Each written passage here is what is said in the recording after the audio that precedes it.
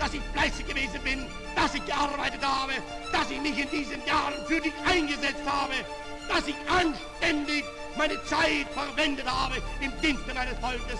Gib du jetzt eine Stimme ab. Wenn ja, dann tritt für mich ein, so wie ich für dich eingetreten bin. Hari ini, kita akan menggali lebih dalam pandangan filosofis dari salah satu tokoh paling kontroversial dalam sejarah, Adolf Hitler. Pandangan dan tindakan Hitler membawa dunia ke dalam salah satu periode tergelap dalam sejarah manusia. Penting untuk memahami bagaimana dia memandang dunia ini, bukan untuk memuliakannya, tetapi untuk belajar dari kesalahan masa lalu.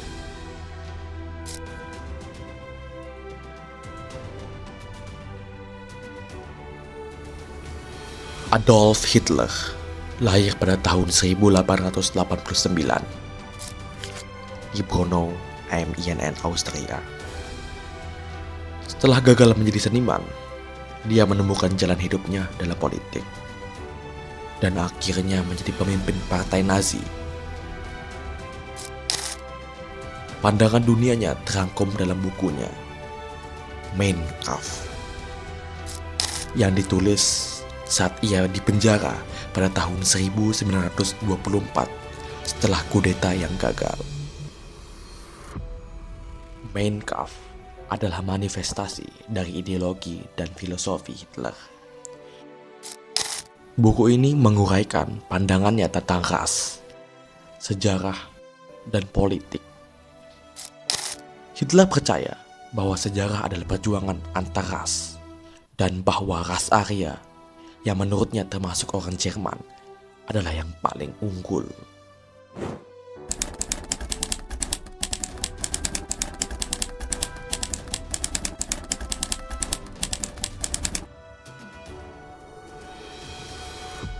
Hitler melihat dirinya sebagai pemimpin yang diilhami oleh sejarah besar Jerman.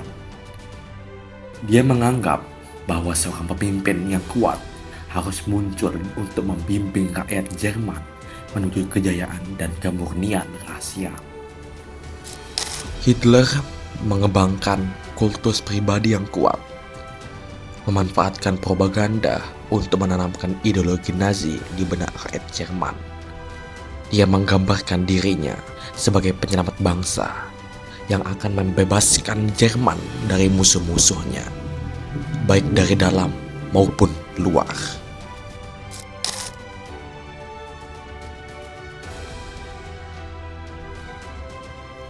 Di inti pandangan filosofis Hitler adalah keyakinan akan supremasi ras Arya. Dia meyakini bahwa ras ini adalah puncak evolusi manusia dan ditakdirkan untuk memimpin. Menurut Hitler, bangsa Jerman memiliki tugas untuk mempertahankan kemurnian rasial mereka dan untuk mendominasi ras-ras lain yang dianggap lebih rendah.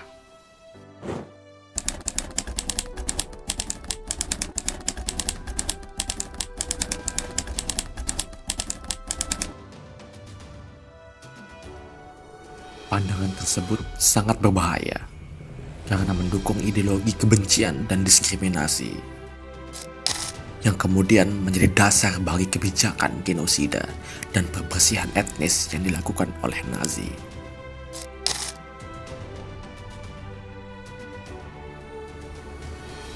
Hitler juga memiliki pandangan unik tentang sejarah.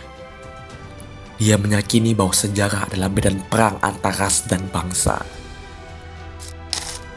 Dia melihat perang sebagai alat yang sah untuk mencapai tujuan politik dan rasial. Bagi Hitler, kemenangan militer adalah cara untuk menunjukkan superioritas dan untuk mendapatkan ruang hidup bagi rakyat Jerman.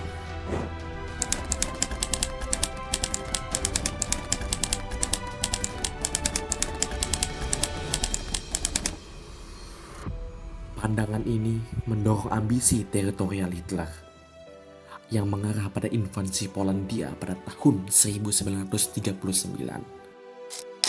dan memicu Perang Dunia Kedua.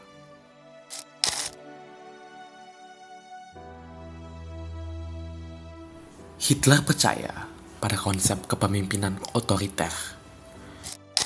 Dia menganggap demokrasi sebagai sistem yang lemah dan korup. Sebagai gantinya, dia menganjurkan sebuah sistem di mana seorang pemimpin tunggal, yaitu Führer, memiliki kuasa absolut. Menurut Hitler, hanya seorang pemimpin yang kuat yang bisa mengarahkan bangsa menuju kejayaan.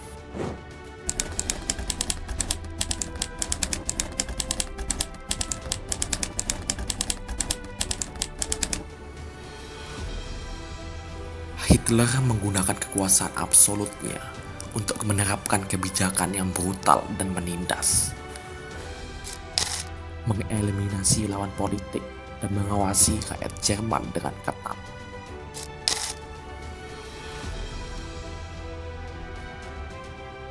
Hitler juga memiliki pandangan kuat tentang seni dan budaya.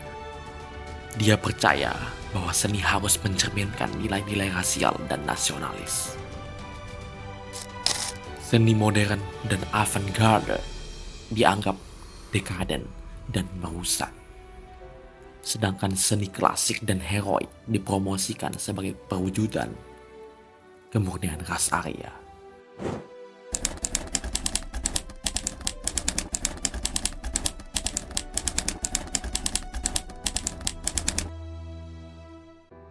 Rezim Nazi menyensor dan mengendalikan semua aspek kehidupan budaya, memastikan bahwa seni yang diizinkan hanya yang mendukung ideologi mereka.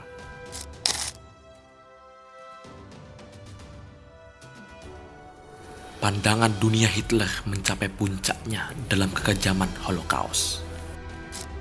Keyakinannya akan supremasi rasial dan kebencian terhadap orang Yahudi dan kelompok-kelompok lain menyebabkan pembantaian 6 juta orang Yahudi serta jutaan korban lainnya, penyandang disabilitas, dan lawan politik.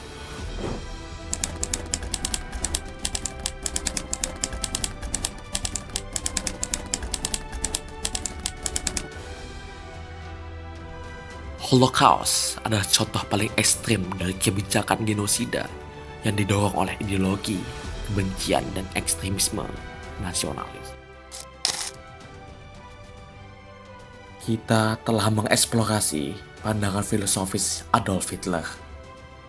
Dari keyakinannya akan supremasi rasial hingga pandangannya tentang kepemimpinan dan perang. Pandangan ini bukan hanya membawa kehancuran bagi Jerman dan dunia, tetapi juga meninggalkan luka mendalam yang masih dirasakan hingga hari ini. Penting bagi kita untuk memahami sejarah ini, bukan untuk memuliakan kebencian, tetapi untuk mengingatkan diri kita akan bahaya ideologi ekstremis. Dengan memahami pandangan dan kesalahan masa lalu, kita bisa belajar dan berusaha untuk tidak mengulanginya. Terima kasih.